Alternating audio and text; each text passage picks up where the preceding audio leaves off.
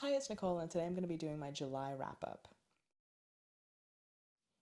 I read more books this month than I have done in a very long time, and I'm very pleased to say that 8 out of the 10 books that I read this month were from my shelves.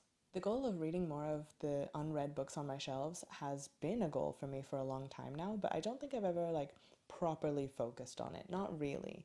But now, as of July, really, I think I'm ready to have that dedicated time of focusing on getting through my unread books.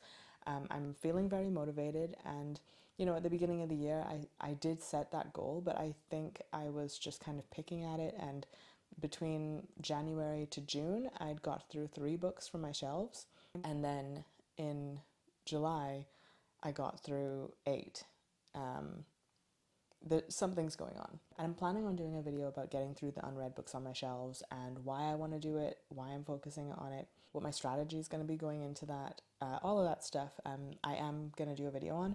But for now, let's just get to the books that I read in July. The first book that I read in July was African and Caribbean Folklore, Myths and Legends by Wendy Shearer. I wanted something specific out of this book and I didn't get it, so I'm going to just start with that. And I say that to say that there's nothing wrong with this book. It's really fun and I think a lot of kids would love it, but it's just not what I wanted out of this book. Now, I am working on a graphic novel. This is a long-term project. This is not something that's um, imminently coming, but it is something that I've been thinking about. I've been hashing out the story and all of that stuff, but I want more than just my memories and life of growing up in the Caribbean to be informing it. And so I've been looking more and more towards books that deal with Caribbean folk tales and myths and things like that to sort of flesh out certain things for me. This book was interesting for me in that it helped me kind of see the sorts of stories and folktales that I tend to gravitate towards. For example, I really like a trickster story. I really like certain types of why such and such a thing is such and such a way stories. So things that explain like certain phenomena in nature through some kind of myth or legend or whatever. That kind of thing is quite interesting to me, I suppose.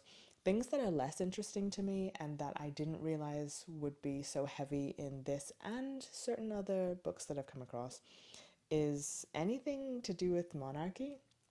So I feel like there is this weird thing of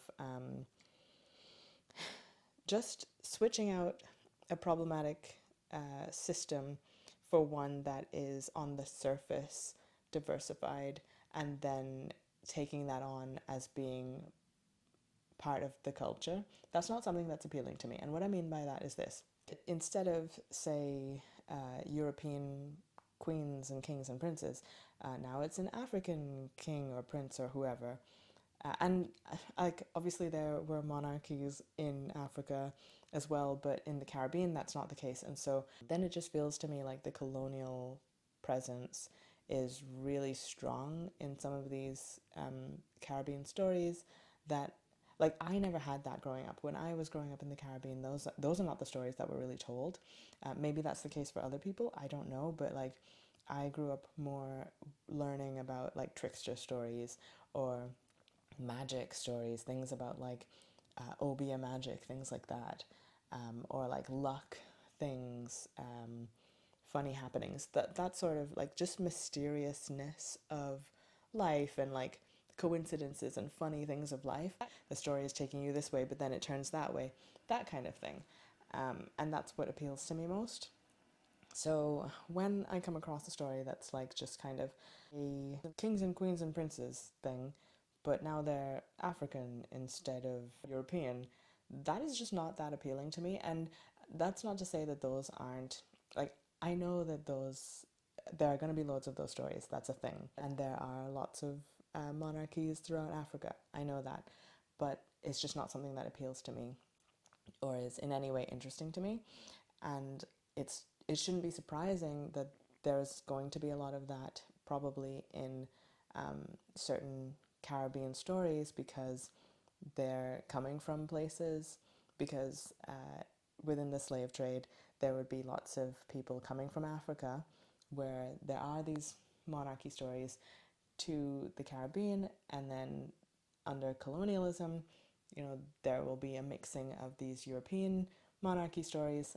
I get that, but it wasn't present in my life growing up, and it's not the thing that I want to focus on in terms of like that aspect of folk tales and culture and stuff like that. So anytime that kind of thing comes up, I wonder how affected things are by colonialism versus monarchy in Africa pre-slave trade and colonialism and all of that stuff, versus just, I don't know, all the other factors that there are to factor in. But all that to say, there were a lot of stories in here that did not strike my interest, and fewer of them that did than I would have hoped for. But I could see the appeal in all of them. I thought they were all fun enough that like I would recommend this to a young person.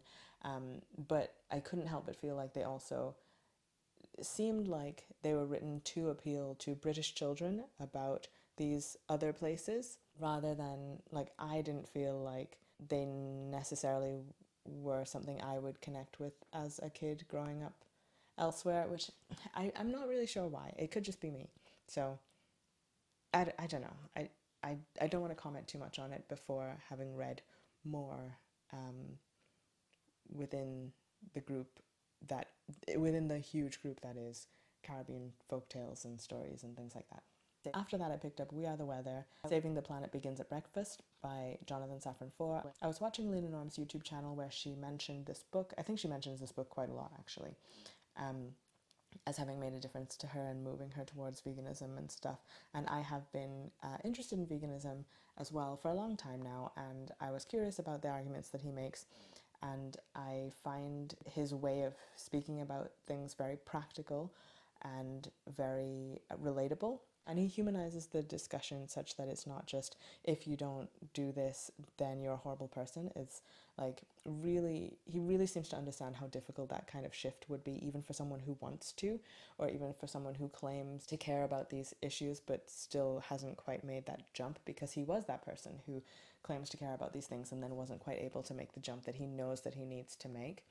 And there was a lot in it that I felt allows people to give themselves grace while still pushing themselves to do what they need to do in whatever way works for them. This is one that actually isn't on my shelves. I picked it up from the library, and I thought it was a worthwhile, very short read. Then I finally finished Grey Bees, which I started years ago when the whole Russia invasion of Ukraine first kicked off, and then I found it difficult to continue reading it, and then I picked it up again later, and then still found it difficult to continue reading it, and then just pushed through with it in July and finished it. And it was really, there were quite a lot of parts of it that were really tense, but in a way that just like kept me wanting to read the story rather than making me not want to. And I found that when I think about it, the things that made me not want to read it when I had stopped reading it those 2 times before were external things. Like, it wasn't the story itself that made me feel uncomfortable with anything, I guess. It was more that it made me think about what was happening there, and that made me sad, and so I didn't want to be reminded, I guess. But the story itself is very, I found it engaging and very humorous at times, despite also balancing some darker things that are happening in it. Very skillfully written. And I also used this opportunity to start annotating more. I mentioned annotating before, I think, but I've really been trying to do more of that, because I feel like there's something in that does help me to engage more with the text that I'm reading. So I'm exploring different ways to do that. I've looked at having a reading journal while I read. I find that kind of awkward. I've looked at writing directly in my book. That has its pros and cons, and I have more recently looked at getting little like note tabs, which I find more awkward than I thought I would. So I'm still workshopping ways to do annotations, but in this book I quite enjoyed it, and I think even though I started only like halfway through the book with my annotations, I think it'll be fun to read back through this book and see what I was thinking and what I was predicting might happen, or little notes that I was writing on the sides, like having already read it through. I think rereading those another time in future will be quite fun. Then Otherlands by Thomas Halliday is on my shelves, but I listened to it in July on audiobook while I was running. That's something that I'm utilizing to get through my books as well. There's not that many books from my shelves that my library has audiobooks of anyway, but the few books that is the case, I am trying to utilize that a little bit. And this was that. So this is the kind of book that I read and I think, oh my gosh, I've learned so much, and then I try to relay any of it and I'm like, wow, I can't remember anything. And I feel like I'm just going to have to accept that that's the case with these kinds of books. It's like one of those comfort reads that feels like watching a nature documentary, where after hours of being immersed in it, you do pick up one or two things, and they will seem like little insignificant things as well. But overall, it's the feeling of being in that world, and it's the knowing that you can come back to those bits of information, and it's a broader sense of something that you gain from being in it.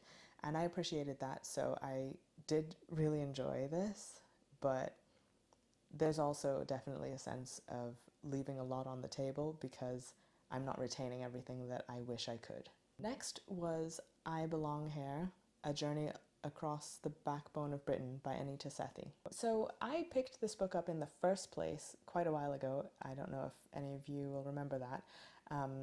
Following picking up and DNFing Wonderland by Jenny Reddy, and I was preferring this, and now having picked it back up and finished it, I thought it was okay. I feel like it's an important book, and I appreciate that about it. But ultimately, it felt like it was longer than it needed to be, for sure. There was a lot of repetition, and it felt overall written in such a way that was more like a long journalistic op-ed than like a literary memoir, and I think I was hoping it would lean a bit more literary memoir. However, I really appreciated how much referencing was in this, and I think that it's written very accessibly, because when you are writing something that feels like a newspaper op-ed, that is going to be a very accessible style. It necessarily, I mean it just is. So I like that about it, but I think because it felt like that, stretching this story out when it didn't feel like it had enough to be stretched out then made the reading experience feel a bit flat and repetitive. The initial impetus for writing the book was that she was racially abused on the train, but then I feel like the book became a means of striking up lots of issues that she felt were important, and they were, but they didn't feel like they naturally fitted in all the time. Sometimes it would be like she's walking along and then, oh, there's a sign that says something important but not to do with the journey. And then she'll go on a discussion about that thing and the importance of, you know, this in society. And it felt a little clunky in places in that way. Like it was just an excuse to talk about a lot of things that she wanted to talk about. And I felt like the writing style for me didn't engage me enough to not make that feel like just a bunch of lectures that I didn't sign up for, versus if I went into this thinking it's going to be a bunch of essays on stuff that this particular person thinks is important. Then I finished Show Your Work by Kleon. I don't know where this fits in the trilogy. I always thought it was Show Your Work and then Steal Like an Artist and then keep going in that trilogy, which is now a quadrilogy, I guess, because there is a fourth book that's out now called Don't Call It Art, maybe, is the fourth one. But I think Steal Like an Artist actually came first, and this is the second one. But I listened to the original trilogy a long time ago and quite liked it. It feels a lot like a podcast that I really like called Creative Pep Talk by Andy J. Pizza. And what's funny is that when I picked up this book around that time, Austin Kleon's fourth book was coming out, and then Andy J. Pizza interviewed him on his podcast, and that was quite a fun one, and I felt like this is just perfect. I always felt like they kind of go together. They feel quite similar. So if you are someone who likes, I don't usually like this, but like that energetic, uniquely American, over-the-top enthusiasm sort of pep, but also with a good dose of usable prompts for practically tackling a creative practice or creative life. That's kind of what both of these things are getting at. Interestingly, rereading this book, I realized that there were a few quotes from people that I would now consider quite problematic people. I don't remember when I last listened to this, if I knew certain things about some of these people at the time, but now it feels like, I don't know if I would quote that person. But I think the 10 tips, I guess, in this are a fun kind of kickstart to when you're feeling like, oh, I don't know where to get started in a thing. And I think this works for me in ways that some other stuff like big magic doesn't. That just doesn't appeal to me, and I like enthusiasm paired with practicality, and I think that that's what this feels like for me. And so when I'm feeling stuck in starting certain projects, that's kind of what I need, and so this was just what I needed, and I quite enjoyed getting through this. It was a really fast read. I would recommend it for people who know that they like that kind of style. Then I got around to Having People Over by Chelsea Fagan. Chelsea Fagan is the founder and CEO, co-CEO, I don't know, of The Financial Diet, which is a channel, a company, organization, whatever, that I quite like their YouTube content, and find Chelsea Fagan herself quite an inspiring person. I share a lot of her values and her outlook on things, and so I had a feeling that I would quite enjoy this.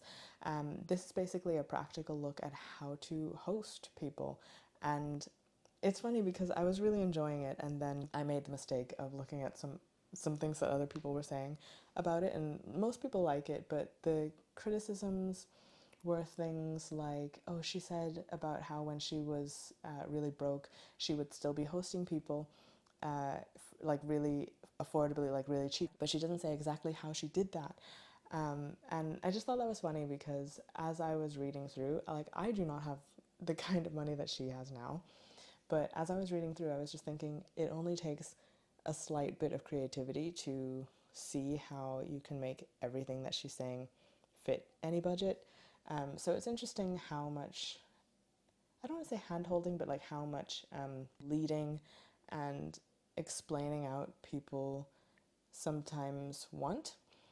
And I guess it's because of this feeling societally like we could do something wrong, not realizing that, yeah, but if this is your social circle and these are people that you care about and who care about you, those little faux pas and things that you're maybe worried about getting wrong, like, oh, having mismatched things are things that anyone worthwhile wouldn't care about. So yeah, I don't know, it's funny when people seem to want guidance on things that feel very low stakes. I don't know. Anyway, I really enjoyed this book. I thought it was very practical.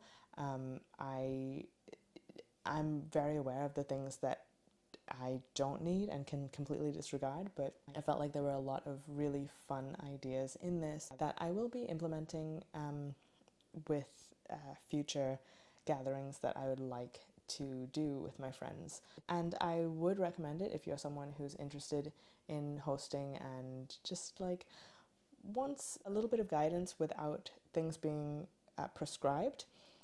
And if you're also just curious about some of Chelsea's related thoughts about hosting and community building and so on, because I think she has a lot of worthwhile things to say in that area as well. Then Knitlandia by Clara Parks. I don't know Clara Parks. I'm into knitting, but I don't know all the people in knitting. And I got this book as a gift, and I liked it overall, but I wasn't like if I couldn't finish reading it for whatever reason, like I lost the book or something, I wouldn't have been crying about it, you know? It was kind of fun, but overall I think I was more interested in the stories that were where she went abroad rather than the ones where she was in the US. Like I really didn't care about most of those, except one where it was funny because it's leading up to she thinks there's a deal about to go through, and then there's like foreshadowing that obviously it's not as like rosy and amazing as she thinks it's going to be, and then it isn't, and then the explanation of why. That was really fun, and that one was set in the US, but I think most of the stories that were set in the US I just didn't care for, and I think that's partly because some of the fun and interest of this book and her writing is her writing about something where she's new to it, and she's like commenting on the cultural difference of knitters and stuff like that, rather than just meeting up with old pals, and looking at a big US event versus a small US event. Like, that stuff was fine, but it was just a lot less interesting to me than the cultural, like, oh, what's going to happen now? Oh, what do they do now? Oh, I'm going to have to do this, and oh, how does that work? Like, that is just so much more fun, I think, to read about, and to read about in her style of writing. If you are a knitter, you might find this fun and interesting, but I also think you equally might not be that bothered. I wouldn't say it's like a must read necessarily, but it was kind of fun. Then I finally finished The Sun's Eye. I got about halfway into this, could not tell you anything about any of the stories that I'd read, but I wasn't about to reread because I just remember putting it down thinking, oh, I am not enjoying this book. This book is an anthology of stories by Caribbean authors and poets. So it's a bunch of short stories or excerpts from stories and poems. And I just didn't really get on with the vast majority of them. I think there were maybe two, maybe three that I thought, yeah, I like that, I guess. But I can't remember, like, hardly any, like I can remember one or two of the stories that I finished in July, but other than that, like I can hardly remember anything else, and it just felt like a slog, and it wasn't for me. And I think what feels really sad and disappointing to me is that I never want to say that about any Caribbean works, because it feels like I'm betraying myself and I'm betraying my country and my region and all of that stuff. But it's also ridiculous to think that I would like everything that comes out of the region that I'm from. And I know that practically, but at the same time, it still feels bad to have to admit that. But I think I do have to admit that. And there is something powerful in knowing what you do or don't like, and knowing that you can say that honestly, even when you really want to like a thing. Then I finally got around to The Skull, which was another gift, and I think I got this gift for Christmas just past, and for some reason, like, it just escaped me that this is a kid's story, and so, like, just, I loved the aesthetic of it, and I like Jon Klassen's stories, but for some reason I thought it was going to be, like, a lot more dense than it was, so I was kind of putting it off until I had a moment to sit down with it. And then the other day I was like, okay, I'll just get a little bit into it, see what the feel of it is, and then I just read the whole thing through because it's actually really short, and I don't know why I thought it wouldn't be, but it is a beautiful object itself, and it is looking at a Tyrolean tale, and apparently that is, I guess, an area in Italy maybe. Jon Klassen read this tale in a library, and his memory of it was very different from what the actual story was, and this book is his memory of that story rather than the actual story itself. So it's like a retelling, and I appreciate that. I really like that concept, because there's loads of things where I feel like I was hoping for something to be a certain thing and it wasn't, and I appreciated what it was, but I kind of wish that that thing that I wanted it to be existed. And I like him kind of giving you permission to make your headcanon the thing itself, you know? I really love that. But I didn't love his headcanon. Like, I felt like the way that he chose to finish the story, I was a little upset by, and I don't want to give any spoilers or anything like that, but I feel like I would have done this a different way, and I love that that is the point of the whole thing in the first place. So it kind of works whether you like his version of it or not, and I think that's a really beautiful meta thing about what he's done with this book. Oh wait, did I?